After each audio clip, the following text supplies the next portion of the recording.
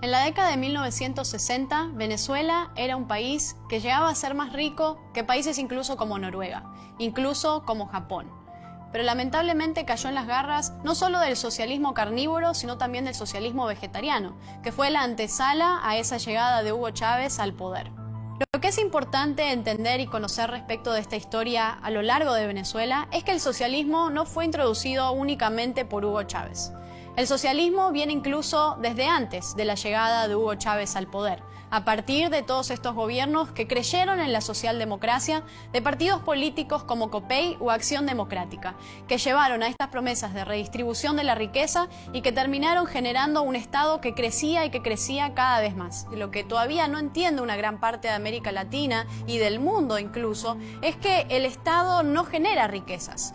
El Estado, para poder dar todos esos subsidios y poder hacer todas esas promesas populistas, necesita sacarle el dinero a alguien más. Tiene de alguna manera tres formas de conseguir ese dinero con el que va a hacer el populismo. Una, por supuesto, es la deuda, que la deuda nunca es buena para el país. Otra manera, por supuesto, son los impuestos, que terminan siendo una manera de asfixiar a los que contribuyen o un castigo al éxito, o de alguna manera los impuestos se han convertido en un robo a lo largo del mundo y de América Latina. Y otra, por supuesto, es la emisión monetaria, una emisión monetaria a partir de un banco central que siempre deriva en inflación, porque esa es la consecuencia primera de la emisión monetaria. Una vez que llega Hugo Chávez al poder, en el primer año de mandato toma ciertas decisiones para, por supuesto, avanzar y exacerbar todas las medidas que se habían tomado a lo largo de la historia venezolana, pero además agregarle un componente extra, el componente de la revolución bolivariana que venía con la cuestión previa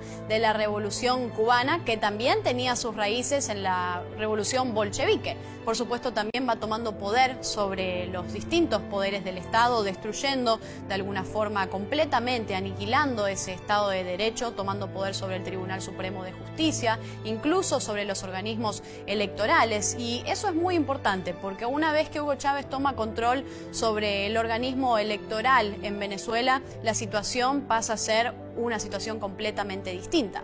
Stalin decía que los que votan no deciden nada y los que cuentan los votos lo deciden todo. Los gobiernos populistas a lo largo de nuestra región comparten también otra característica, que es el poder. El deseo ferviente por alcanzar cada vez más poder. Pero no solamente eso, también buscan mantenerse en el poder y además enriquecerse a partir del poder. Otra de las primeras medidas que toma Hugo Chávez es el intercambio de más de 60.000 barriles de petróleo en el primer año de gobierno con Cuba.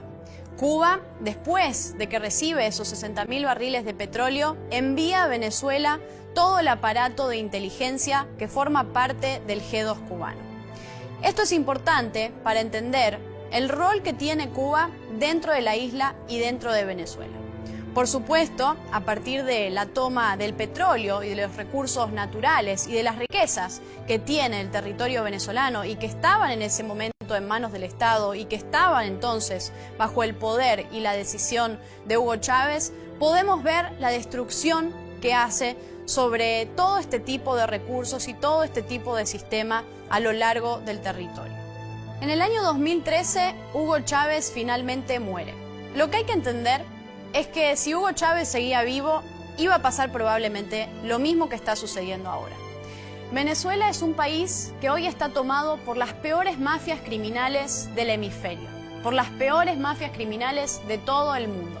Hoy en Venezuela operan más de 5 campos de Hezbollah. El terrorismo islámico tiene sus intereses en el territorio venezolano. Lo mismo sucede con las guerrillas marxistas de la FARC o incluso del ELN. Hoy, más del 70% del territorio venezolano está en manos de todas estas mafias y en manos de todos estos criminales. Venezuela, para salir de esta crisis terrible que está padeciendo después de estas 2 décadas de chavismo, tiene que entender que la solución es el liberalismo. La solución para Venezuela va a ser la libertad. Van a ser los mercados libres, la apertura económica, el capitalismo, las libertades individuales, el Estado de Derecho, la igualdad ante la ley y además la consolidación de la propiedad privada.